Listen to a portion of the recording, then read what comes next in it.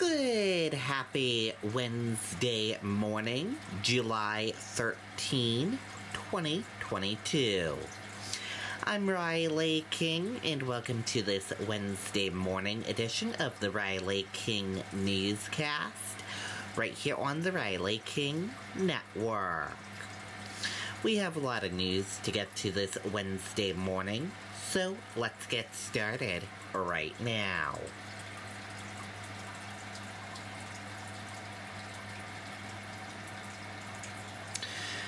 First up, surveillance video inside Robb Elementary School shows police response.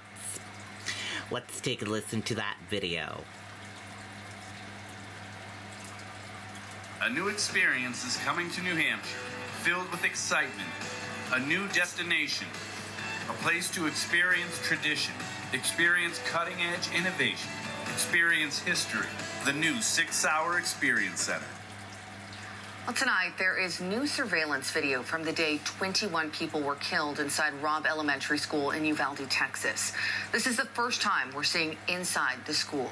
We've chosen not to air all of the video and not to air the sounds of gunshots and screams.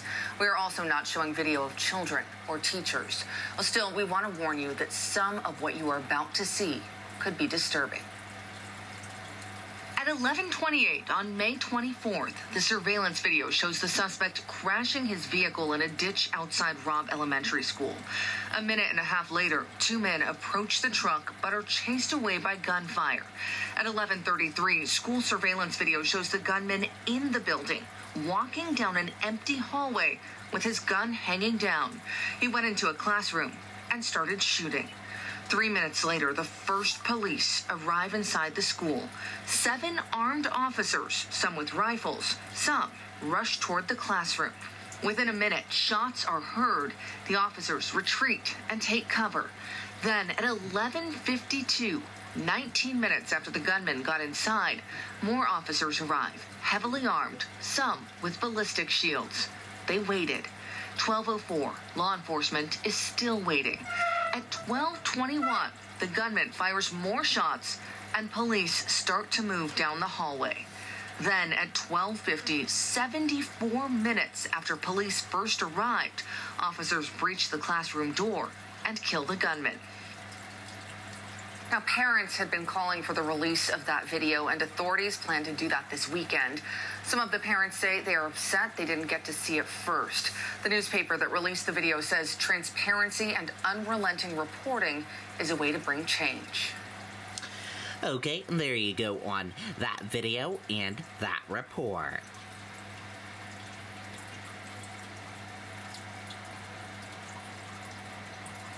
False alarm inadvertently triggered at Seabrook Station nuclear power plant temporarily closes beaches.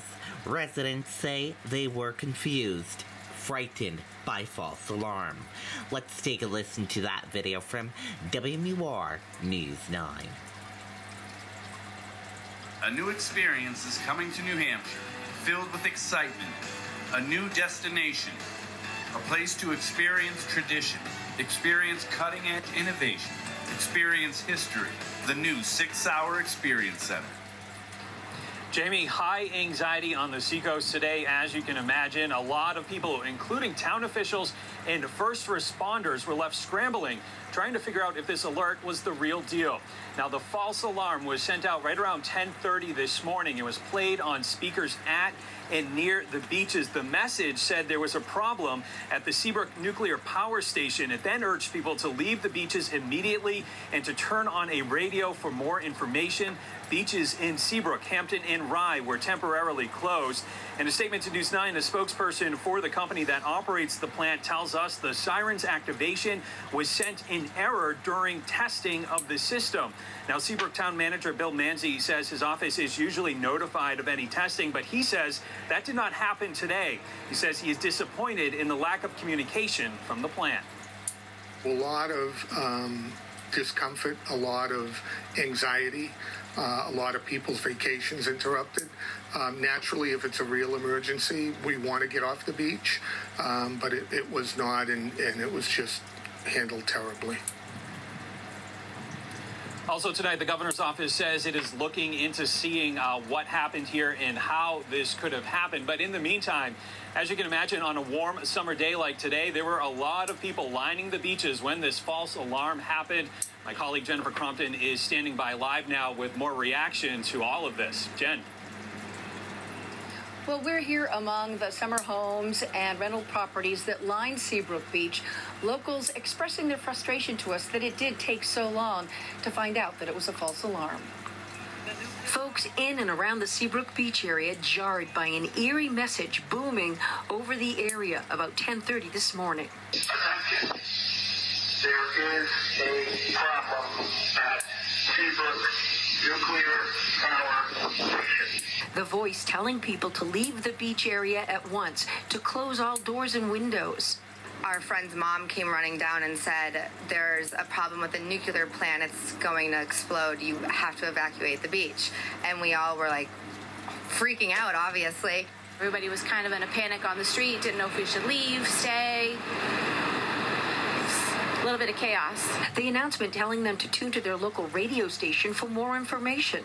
And of course, I turned the radio on like everybody did, but there was nothing on any of the radio stations, nothing on the emergency broadcast system. So I was trying to get a hold of everybody to say either stay where you are or head further away from the beach. Don't come down here right now. Not sure what we're going to do. Families have been coming here for generations, used to the occasional notification of a system test by the Seabrook station, but not this time. Seabrook Police and Fire fielding so many calls, sending officers to the beach to assure people it was a false alarm. When I heard it was a false alarm, I said, why isn't the nuke plant making an announcement that that was false, it wasn't them? But there's been nothing. Now, that was late morning, and it was just after noon that we were still here, and we heard an announcement from those speakers saying that there was no need to evacuate, that it was a false alarm, and that was nearly an hour and a half after that initial scare. We're live at Seabrook Beach. Jennifer Crompton, WMUR News Now. Okay, and there you go on that video and that report.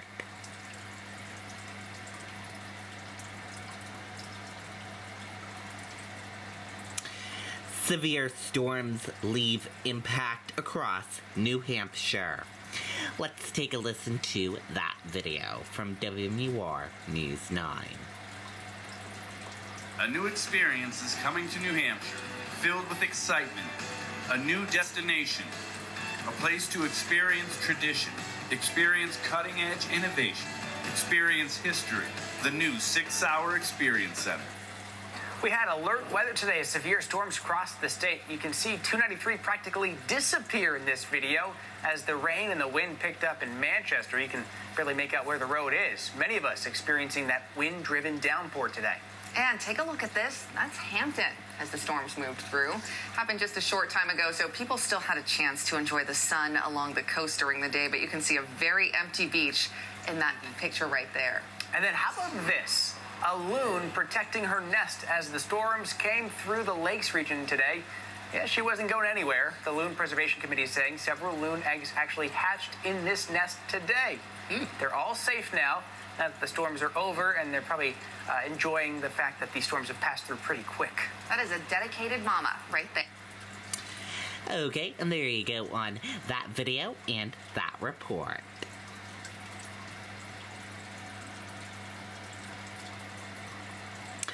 FBI warns rental scams are skyrocketing, costing New Hampshire residents millions.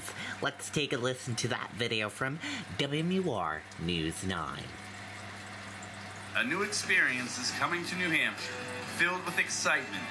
A new destination, a place to experience tradition, experience cutting-edge innovation, experience history. The new 6-hour Experience Center. At the end of the day, what the scammers are looking to do is just take some of your hard-earned dollars out of your pocket and line their pockets. A word of warning from the FBI for consumers to watch out for the signs as rental scams are on the rise. Here in New England, 27% increase, and then specifically and New Hampshire, roughly $2.5 million in loss. The FBI reports that last year, 41 people were scammed in New Hampshire, 42 in Rhode Island, 42 in Maine, and 290 in Massachusetts. The actual loss is likely much higher because the FBI says many people are hesitant to report they were the victim of a scam. I think an increase is definitely due to the pandemic. I think specifically when you talk about real estate and rental markets, with the real estate market being so hot right now, inventory being low, I think it's very much a crime of opportunity. The FBI says there are different methods scammers use, from copying real listings but reporting them online as their own, or sending fraudulent checks to deposit and have you send a good check in return. At the end of the day, doing a little extra research could save you a lot of money. If it cost is a little bit too good to be true, or maybe a little bit less than what you're normally seeing, I think you should, pause and just make sure you know what you're getting into.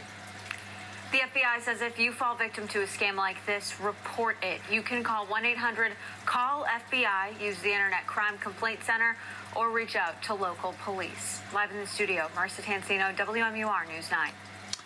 Okay, and there you go on that video and that report.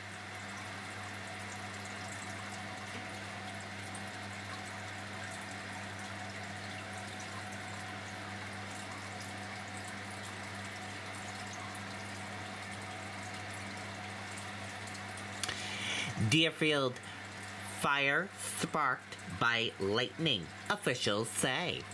Let's take a listen to that video from WMUR News 9. A new experience is coming to New Hampshire, filled with excitement. A new destination, a place to experience tradition, experience cutting-edge innovation, experience history. The new 6-hour Experience Center. Fire crews in Deerfield investigating a fire that they believe was sparked by a lightning strike. Around a dozen towns responded about 6 o'clock tonight. Everyone made it out except for a few cats who tonight are still unaccounted for. Okay, and there you go on that video and that report.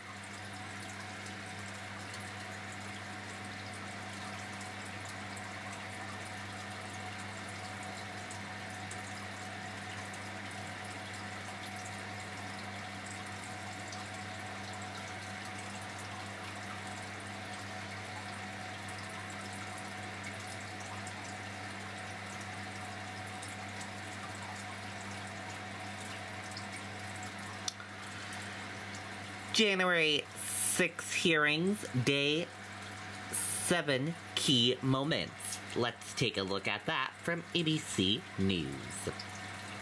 I think we need to quit mincing words and just talk about truths. And what it was going to be was an armed revolution. I mean, people died that day.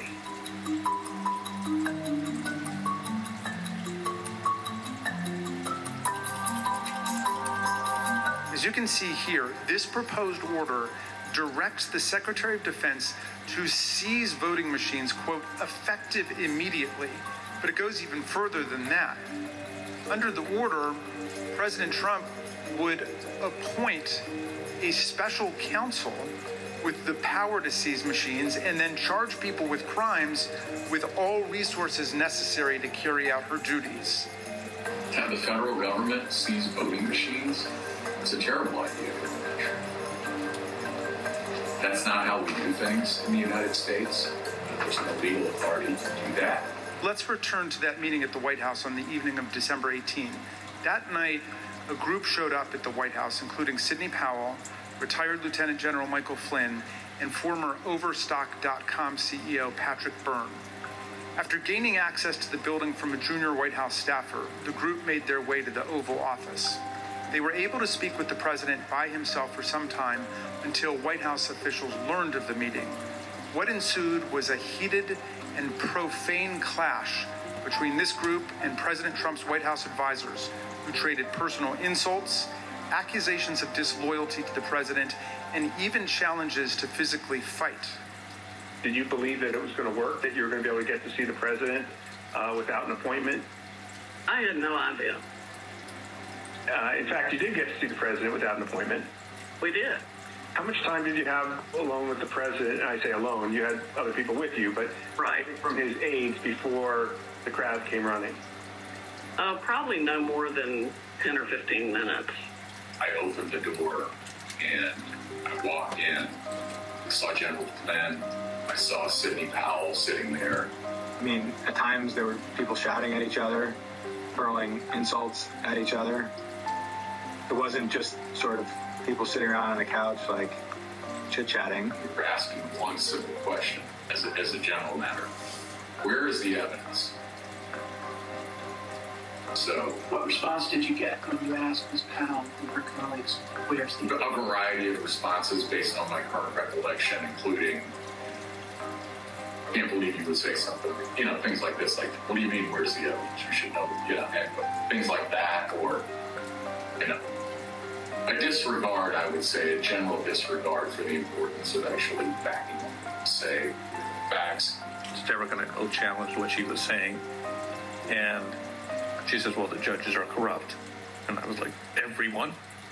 Every single case that you've done in the country you guys lost, every one of them is corrupt? Even the ones we appointed? At 1:42 a.m. on December 19, 2020, shortly after the last participants left the unhinged meeting, Trump sent out the tweet with his explosive invitation. Trump repeated his big lie and claimed it was, quote, statistically impossible to have lost the 2020 election before calling for a big protest in D.C. on January 6th. Be there, will be wild. Trump supporters responded immediately. We're going to only be saved by millions of Americans moving to Washington, occupying the entire area, if necessary, storming right into the Capitol. Some of the online rhetoric turned openly homicidal and white nationalist, such as, why don't we just kill them, every last Democrat, down to the last man, woman, and child? And it's time for the day of the rope. White revolution is the only solution. Others realized that police would be standing in the way of their effort to overturn the election. So one wrote, I'm ready to die for my beliefs. Are you ready to die, police? President Trump is still promoting the big lie about the election. How does it make you feel? It makes me mad because I was hanging on every word he was saying. Everything he was putting out, I was following it. I mean, people dive into the politics, and for me, I felt like I had, like horse blinders on. I was locked in the whole time. Biggest thing for me is take the blinders off, make sure you step back and see what's going on. Hi, everyone. George Stephanopoulos here. Thanks for checking out the ABC News YouTube channel. If you'd like to get more... Okay, that was a look at the January 6th hearings, Day 7 key moments. And that did it for this morning edition of the Riley King Newscast, right here on the Riley King Network. Thank you for tuning in and watching. Have a great rest of your day, everyone, and see you back here later on today for another newscast. Goodbye.